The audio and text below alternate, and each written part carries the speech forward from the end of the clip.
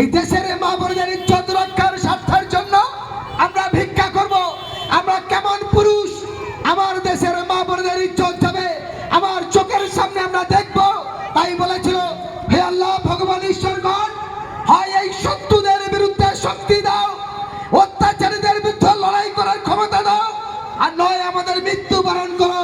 আমার চোখের সামনে ওই জালেম অত্যাচারীদের অত্যাচার সহ্য করতে পারি না। 1 পয়সা 2 পয়সা করে চাঁদা তুলে লক্ষাধিক টাকা গান্ধীজির হাতে দিয়ে বলেছেন, চার দেশ ভ্রমণ করুন। তারপরে হিন্দু মুসলমান ঐক্যবদ্ধভাবে কাঁধে কাঁধ মিলে 1947 সালের 15ই আগস্ট ইংরেজ ব্রিটিশ সাম্রাজ্যবাদী দেশ ছাড়া হতে বাধ্য হয়েছিল। তারপরে 1949 সালে সংবিধান হয়, 1951 সালে তবে ভারতবর্ষের পলিটিক্যাল পার্টি তৈরি হয়। সংবিধান যখন তৈরি হয়েছিল তখন একজন বলেছিল এগুলো হিন্দু রাষ্ট্র হোক। সেই সময় মাওলানা হাফিজুর রহমান উঠে, মাওলানা আবুল কালাম আজাদ উঠে বলেছিল তাহলে আমাদের এখানে বসা ভুল হয়েছে, আমরা চলে যাই। Doctor B.R.. আম্বেদকর তখন বলেছিল না, সিদ্ধান্ত ফাইনাল হয়নি, মাওলানা সাহেব আপনি বসুন, কারণ সবাই সমান সমান রক্ত দিয়ে লক্ষ লক্ষ ছেলে মেয়েদের অনাথে দ্বীপ করে তবে দেশ স্বাধীন হয়েছে। সেই দেশের সংবিধান এমন হবে যে এই দেশের হিন্দু মুসলমান দলিত আদিবাসী সবাই সমান অধিকারে সমান মর্যাদায় বাঁচবে।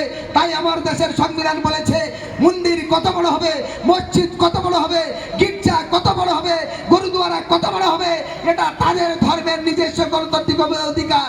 কে পুজো করবে, কে নামাজ পড়বে, কে শাক বাজাবে, এটা তার গণতান্ত্রিক অধিকার।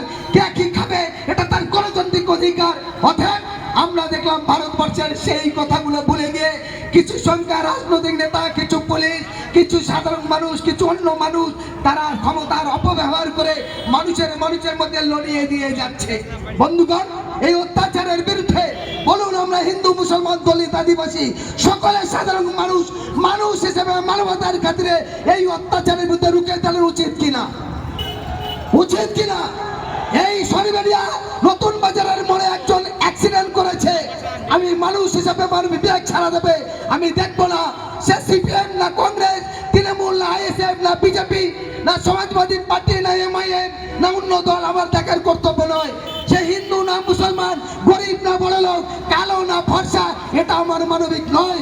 মানুষ হিসাবে আমার কর্তব্য ওই মানুষটা তুলে ডাক্তারখানায় নিয়ে যাওয়া, ওকে একটু ওষুধ দেওয়া, একটু জল পানি দেওয়া, এটাই হলো মানবতা, এটাই হলো মানবতা। কিন্তু আমার দেশের সংবিধানকে অপমান করছে যারা, প্রত্যেকদিন বলছে গাছে ঝুলিয়ে দিয়ে মারো, যারা বলছে ভাষণ করো, অস্ত্র নিয়ে ছুড়ে যাও, এটা তো ইসলামের আদর্শ।